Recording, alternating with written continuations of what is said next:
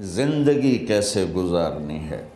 میرے نبی کی زندگی کا دوسرا رخ کہ بطور انسان زندگی کیسے گزارنی ہے، مرد عورت ہے، زندگی کیسے گزارنی ہے۔ پہلا رشتہ جو قائم ہوا دنیا میں وہ ہے خامد اور بیوی، حضرت آدم اور حوا کا نکاح ہوا۔ اللہ تعالیٰ نے عورت کو کمزور بنایا تو پہلے دن سے اس کو عزت اور احترام دیا تاکہ ساری زندگی اس کمزوری سے ناجائز فائدہ نہ اٹھایا جائے بلکہ اس کو عزت دی جائے۔ کہ آدم علیہ السلام کے لیے مٹی اکٹھی کی، پانی ڈالا، گوندھا اور ایک اسٹیچو بنایا اور ڈال دیا۔ جب وہ خشک ہوا اس میں روح ڈالی اور پھر وہ ننگے بدن تھے، پھر ان کو جنت کے کپڑے پہنائے اور جنت میں ڈال دیا۔ اس کائنات کا حسن بھی عورت سے ہے اور جنت کا حسن بھی عورت سے ہے۔ حضرت آدم علیہ السلام جنت میں، لیکن بابے جی دا دل ہی نہیں لگتا، کلے کلے ہی ٹورے پھر دیں۔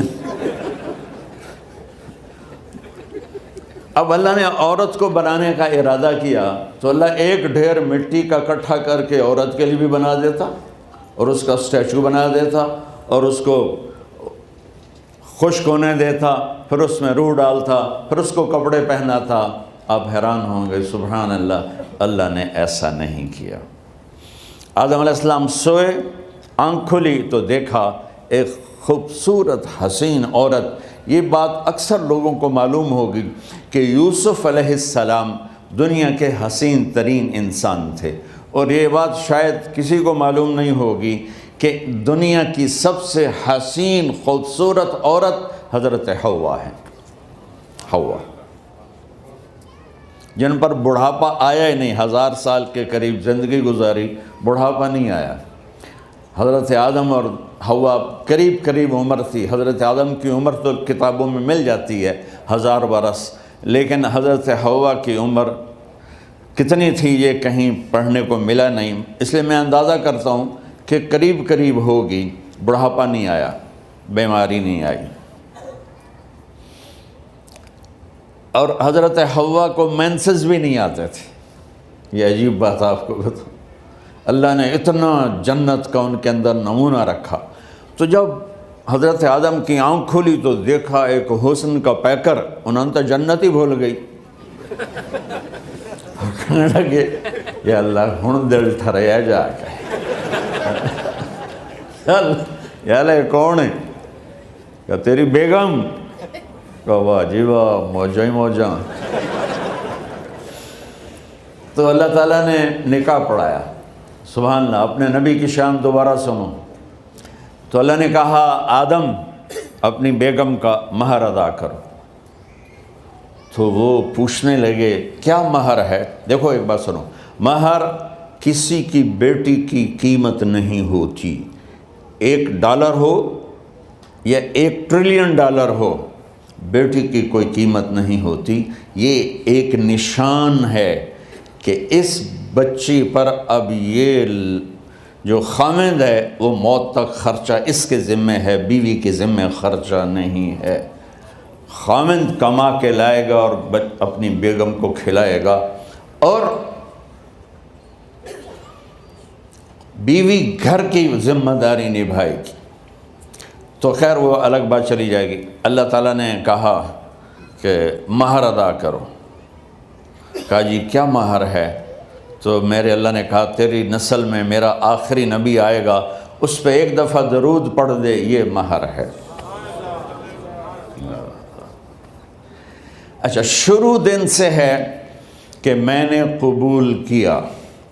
قبول کیا کا مطلب ہے کہ میں اس لڑکی کو قبول کر رہا ہوں، اس کی کمیوں کے ساتھ بھی خوبیوں کے ساتھ بھی۔ اور جب لڑکی کہتی ہے سائن کرنا قبول کیا ہے، یا زبان سے کہے قبول کیا ہے، تو یہ اس بات کی گارنٹی ہے کہ میں نے اپنے اس لڑکے کو خامد ہونے کے طور پہ قبول کیا، اس کی کمیوں کے ساتھ بھی، اس کی خوبیوں کے ساتھ بھی۔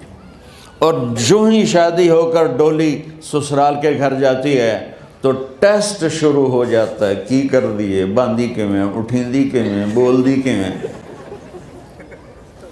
اور اس میں بہت زیادہ نیگیٹو کردار ہے سسرال کا، کئی لڑکیوں کا، چونکہ ہم نے اپنے نبی کی زندگی نہیں قبول کیا۔ یہ واجب ہے کہنا قبول کیا، کہ جس میں پیغام ہے کہ اب میں اس کی میں کوئی کمی ہے وہ بھی قبول کروں گی، کوئی خوبی ہے تو سر ماتھے پر، اور لڑکا کہتا ہے کہ میں اسے قبول کرتا ہوں، اس کی خوبیوں کے ساتھ بھی کمیوں کے ساتھ بھی۔ یہ بات یاد رکھنا، پرفیکشن کبھی تلاش نہ کرنا، پرفیکشن کبھی تلاش نہ کرنا۔ اللہ نے 100 نمبر نہیں مانگے، 51، ایک نمبر اوپر ہو گیا۔ گناہ تمہارے 50 ہیں اور نیکی تمہاری 51 ہے، تو اس ایک پر ہم تمہیں جنت میں ڈال دیں۔ اب کوئی خامند اپنی بیوی میں پرفیکشن دیکھنا چاہے، بیوی اپنے خامند میں پرفیکشن دیکھنا چاہے، ساس سسر اپنی بہو میں، ساس سسر اپنے داماد میں، بھائی اپنے بھائی میں، ماں باپ اپنی اولاد میں، اولاد اپنے ماں باپ میں، جہاں یہ نظر ہوگی تو وہاں لڑائی ہوگی۔ کمیوں کے ساتھ قبول کرو۔ قبول کا لفظ اتنا واجب ہے، تو ڈر تو پھر بہ گئی تھی نا۔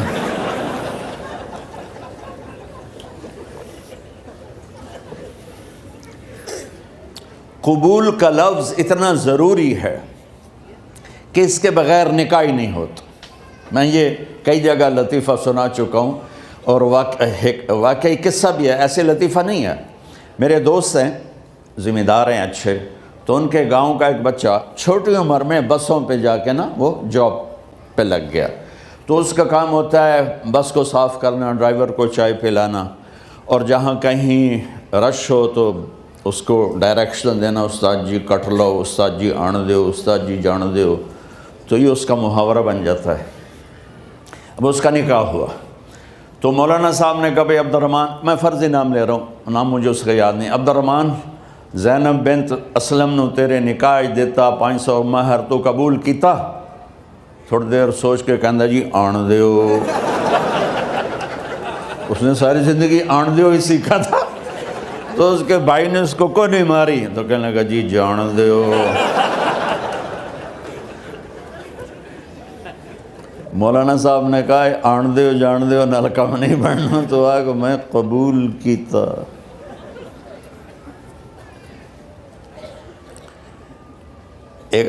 یہ بھی صحیح واقعہ سنا رہا ہوں۔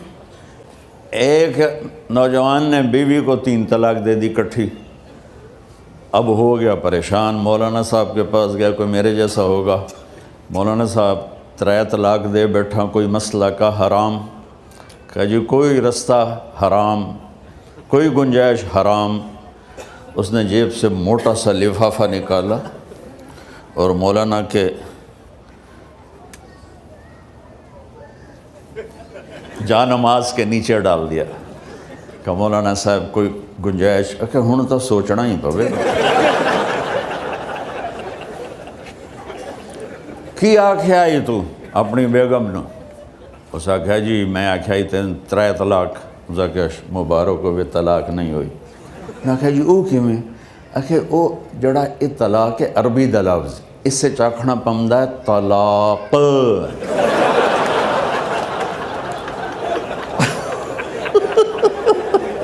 یہ آپ کو صحیح واقعہ سنا رہا ہوں۔ تو تم نے تو چھوٹے کاف کے ساتھ کہا ہے طلاق، او کاف تا کتے آلا ہے، موجاں کر، ایک لفافہ ہو راوے تو چاہے ساری زندگی دا حلال کر دے۔ لفظ قبول اتنا ضروری ہے۔ تو میرے نبی نے 11 شادیاں کی، اللہ کی قسم شوق کی نہیں تھی۔ ما تزوجت وما زوجت الا بوحی من السماء نزل به جبریل۔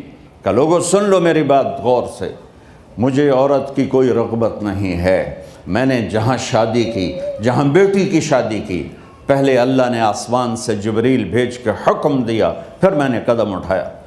تو پہلا رشتہ خامند اور بیوی ہے جو اس کائنات میں جڑتا ہے، یہ دنیا کا سارے رشتوں میں نمبر 1 رشتہ ہے، سب سے خوبصورت رشتہ ہے، سب سے اہم رشتہ ہے، سب سے بڑا رشتہ ہے۔ والدین کے لیے چند آیات ہیں، اولاد کے لیے چند آیات ہیں، بہن بھائیوں کے لیے چند آیات ہیں، خاوند اور بیوی کے لیے سینکڑوں آیات ہیں، سینکڑوں۔ تو اگر آپ اپنے گھروں میں کامیابی دیکھنا چاہتے ہو، اپنے گھر کو ہاؤس کی بجائے ہوم دیکھنا چاہتے ہو، خوشی کا اگر آپ اسے گہوارہ بنانا چاہتے ہو، اللہ کی قسم ڈگریوں سے نہیں ہوگا، محبت سے ہوگا۔ میرے نبی سے پوچھا گیا یا رسول اللہ اسلام کا سب سے مضبوط عمل، نہیں، میرے نبی نے سوال کیا، بولو بھائی اسلام کا سب سے مضبوط عمل کیا ہے؟ صحابہ نے کہا نماز، نہیں، سبحان اللہ۔ ابھی میں نماز کی کتنی اہمیت بتا چکا ہوں۔ انہوں نے عرض کیا جہاد، آپ نے فرمایا نہیں۔ تو صحابہ نے عرض کیا روزہ، آپ نے فرمایا نہیں۔ اللہ اکبر۔ کہ یا رسول اللہ حج، آپ نے فرمایا نہیں۔ تو سارے صحابہ حیران ہو گئے، یا رسول اللہ نماز، جہاد، روزہ، حج، تو پھر کیا ہے؟ اب سننا سارے بہن بھائی، مستورات، بچے بچیاں، آپ نے فرمایا اسلام کا سب سے مضبوط اور بڑا عمل ہے آپس میں اللہ کے لیے محبت کرنا۔ اگر آپ اپنے گھروں میں حسن دیکھنا چاہتے ہو تو ایک دوسرے سے محبت کرو، اظہار محبت کرو، اور محبت کے پیدا ہونے کے لیے بہت ساری چیزیں ہیں، لپیٹ کے 2 میں کر دیتا ہوں، 2 میں۔ بیوی کی خوبی دیکھو، کمی نہ دیکھو، خاوند کی خوبی دیکھو، کمی نہ دیکھو، پہلی بات۔ دوسری بات، اس زبان سے زہر نہ اگلو محبت کے پھول، اس زبان سے کڑوے جملے نہ ہوں، طنز نہ ہو، ٹانٹنگ نہ ہو، بےعزت نہ کرو، انسلٹ نہ کرو، تو آپ کے دل جڑ جائیں گے۔ یاد رکھو شکلوں سے زندگی آباد نہیں ہوتی، زندگی اخلاق سے آباد ہوتی۔ تو اپنے گھر سے ٹانٹنگ نکال دو۔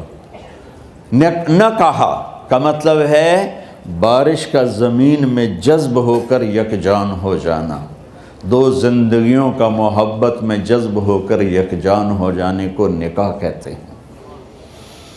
نہ کہا آنکھوں میں نیند کا اتر کے سلا دینا، نہ کہا خاوند اور بیوی کا ایسی محبت دینا کہ چین کی نیند آ جائے، نہ کہا اعتماد کرنا، بھروسہ کرنا، خاوند بیوی پہ بھروسہ کرے، بیوی خاوند پہ بھروسہ کرے۔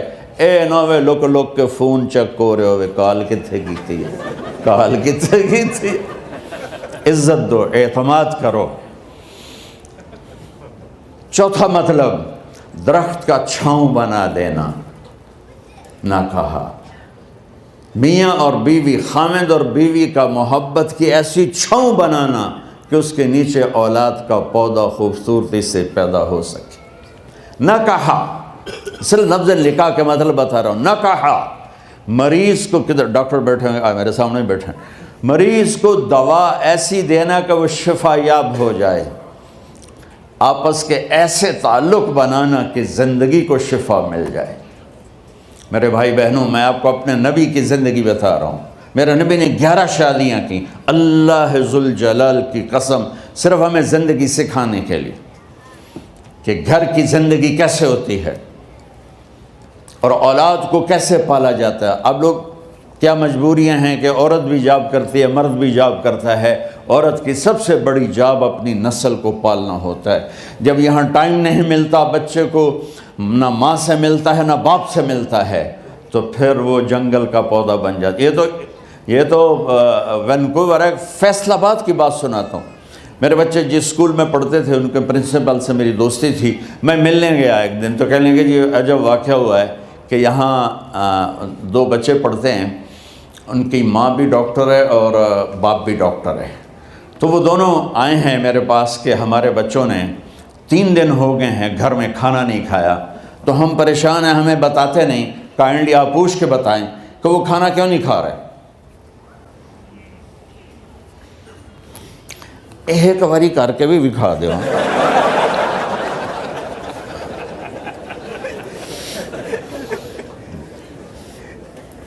ہمارا دین اتنا خشک نہیں، ہمارے مولوی صاحبان نے زیادہ خشک بنا دیا. تو انہوں نے دونوں بچوں کو بلایا. سننا، سارے فیملیز بیٹھے ہو جہاں میں فیملی کی زندگی کو فوکس کر کے نبی سے جوڑ کے بتا رہا ہوں، طارق جمیل کے تجربے نہیں بتا رہا. دونوں بچوں کو بلایا. بیٹا آپ کھانے کو نہیں کھا رہے؟ کہا جی ہم اپنے ممی اور بابا کے سامنے نہیں بتائیں گے. تو انہوں نے دونوں کو باہر بٹھا دیا. پھر پوچھا اب بتاؤ کیا مسئلہ ہے؟ ان کا سر ہم صبح جب ناشتہ کرتے ہیں تو ہمارے ممی ڈیڈی سو رہے ہوتے ہیں، ہماری ان سے ملاقات نہیں ہوتی. جب ہم اسکول سے واپس آتے ہیں تو ممی ڈیڈی اپنے میڈیکل کالج میں ہوتے ہیں، ہاسپٹل میں ہوتے ہیں، تو ہمیں ان کو دیکھنے کا موقع نہیں ملتا. شام کو جب ہم کھانا کھاتے ہیں تو یہ دونوں اپنے پرائیویٹ کلینک میں ہوتے ہیں، تو ہم ان کو دیکھ نہیں پاتے. پورا ہفتہ گزر جاتا ہے، ہمیں ماں باپ کی شکل نظر نہیں آتی. تو ہم نے سٹرائک کی ہے کہ ایسے ماں باپ کی روٹی کیا کھانی جو اپنی شکل بھی نہ دکھا سکیں. تو اس لیے ہم نے کہا ہم نے بائیکاٹ کیا ہے، گھر میں نہیں کھانا ہے. تو ایسی لائف مت بناؤ. یہاں ایک بہت بڑا چکر شیطان دیتا ہے، بڑی گاڑی لے لو، $100 کی قسط تو ہے، اور بڑا گھر لے لو، $200 یا $100 کی قسط تو ہے. پھر میاں بھی کام کرے، بیوی بھی کام کرے، جو کہ بڑا گھر باقی رہے، تو خوشیاں تو مٹ گئیں. جو ڈبل جاب کرے گا، پھر ڈبل جاب کرتے ہیں. ڈبل جاب کرنے والا بیچارہ تھکا ہوا ذہن لے کے آتا ہے، وہ کیسے ٹائم دے گا اپنے بچوں کو خوشی کے ساتھ؟ جو ماں جاب کر کے آئے گی پھر کھانا پکائے گی، وہ جب اتنی تھک جائے گی تو اپنے بچوں کو کھلا ٹائم کیسے دے سکے گی؟ پوری کائنات کی ذمہ داری تھی میرے نبی کے سر پر، اور آپ اس کے باوجود روزانہ حسن حسین کے لیے وقت نکالتے تھے. اور انہوں کو آ کر کوئی لیکچر نہیں. دیکھو ماں باپ سے ایک بات کرتا ہوں، لیکچر تھوڑا دو، محبت زیادہ کرو. یہ نہ کرو، یہ کیوں کیا، یہ کرو، یہ کرو، یہ چھوڑ کر صرف سینے سے لگاؤ، صرف محبت دو. کمیوں سمیت بچوں کو قبول کرو، ان کی زندگی تبدیل ہو جائے گی. اتنے بڑے نبی، اتنی بڑی ذمہ داری، اور اتنا درد سینے میں کہ آپ کے سینے سے ایسے ابلنے کی آواز آتی تھی جیسے ہانڈی ابلتی ہے. اس کے باوجود آپ روزانہ کہتے این اللقا، میرے شرارتی بچے کدھر ہیں؟ تو وہ بھاگے بھاگے آتے. دیکھو میں فزیکل کر کے بتاؤں گا تاکہ آپ کو پتہ چلے زندگی کیسے گزاری. کہ میرے شرارتی بچے کدھر ہیں؟ 7 بر اعظم کی ذمہ داری ہے. وہ تھوڑی چھوٹیاں جابن تو تسی کہتے ہو بزی بڑے ہیں، بزی بڑے ہیں. میرے نبی پہ 7 بر اعظم کے انسانوں کی ذمہ داری ہے، اور آخری آنے والے انسان تک کی ذمہ داری ہے. اس سے بڑی جاب کس کی ہوگی کائنات میں؟ اور پھر آپ روزانہ آتے ہیں این اللقا، میرے شرارتی بچے کدھر ہیں؟ تو حسن حسین بھاگے بھاگے آتے. آپ ان کے لیے یوں ہو جاتے تھے، آؤ بھائی میری کمر پہ چڑھ جاؤ. اپنے نبی کی عظمت کو جانو کہ انہوں نے زندگی کیسے سکھائی. چاند کے 2 ٹکڑے کر دینا کوئی معمولی بات ہے، آسمان چیر کے چلے جانا معمولی بات ہے، ایک زندگی سکھا کے جانا سب سے بڑی بات ہے. کتنی اولادیں برباد ہو گئیں ماں باپ کی وجہ سے، کتنے گھر اجڑ گئے ساس سسر کی وجہ سے، کتنے گھر اجڑ گئے لڑکی کے بدتمیز ہونے کی وجہ سے، کتنے گھر اجڑ گئے لڑکے کے شرابی اور باہر کی گندگی کی وجہ سے. زندگی سیکھو. یہ اتنے بڑے نبی ہو کر آپ یوں ہو رہے ہیں جیسے میں نے آپ کو کر کے دکھایا. دونوں کو اوپر بٹھا لیتے اور کمرے میں چکر لگاتے تھے، پھر یوں کر کے پوچھتے تمہارا اونٹ کیسا ہے؟ سوال. پھر دونوں کو اتار لیتے اور اپنی نواسی زینب، جن کو حضرت علی کی وراثت ملی کس کی؟ علم کی، فصاحت اور بلاغت کی، ان کو کمر پہ بٹھا لیتے اور اکیلی زینب کو پورے گھر میں چکر لگواتے تھے۔ اور بھی دکھ ہیں زمانے میں محبت کے سوا، راحتیں اور بھی ہیں وصل کی راحت کے سوا، کیا صرف کمانا ہی کام ہے؟ ادھار کی زندگی سے بچو، خوش و خرم رہو، اس کو قسط دینی ہے، یہ قسط دینی ہے، یہ قسط دینی ہے، یہ دینی ہے، سر میں درد نہیں ہوگا تو اور کیا ہوگا؟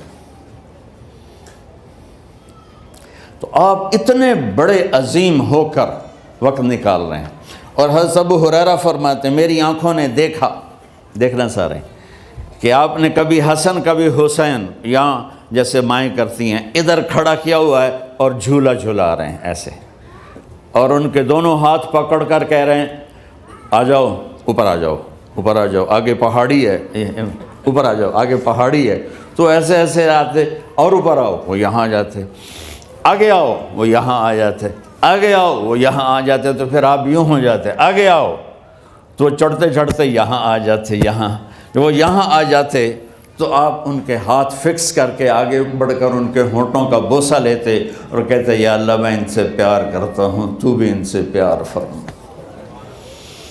بھائیو اللہ کی قسم، پیسے سونے چاندی سے زندگی میں خوبصورتی نہیں آتی،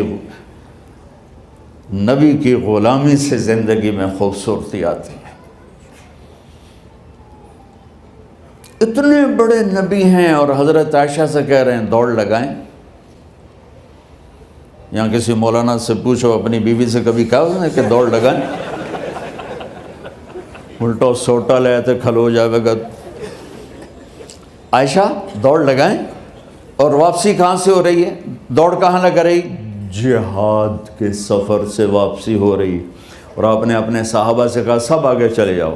جب سارے آگے چلے گئے اور کوئی نظر نہیں آ رہا تو آپ نے کہا عائشہ آؤ دوڑ لگائیں، تو حضرت عائشہ کہتی ہم نے دوڑ لگائی تو میں آگے نکل گئی، لیکن ابھی پیچھے رہ گئے۔ کچھ سال گزرے تو پھر ہم سفر سے واپس آ رہے تھے تو آپ نے صحابہ سے فرمایا سب آگے چلے جاؤ، چلے گئے۔ آپ نے کہا عائشہ دوڑ لگائیں؟ کہ جی لگائیں۔ کون دنوں میں ذرا موٹی ہو گئی تھی، تو پھر اللہ کے نبی آگے نکل گئے، میں پیچھے رہ گئی۔ تو آپ نے کہا عائشہ ہاذہ بتلک، آج تو اور میں برابر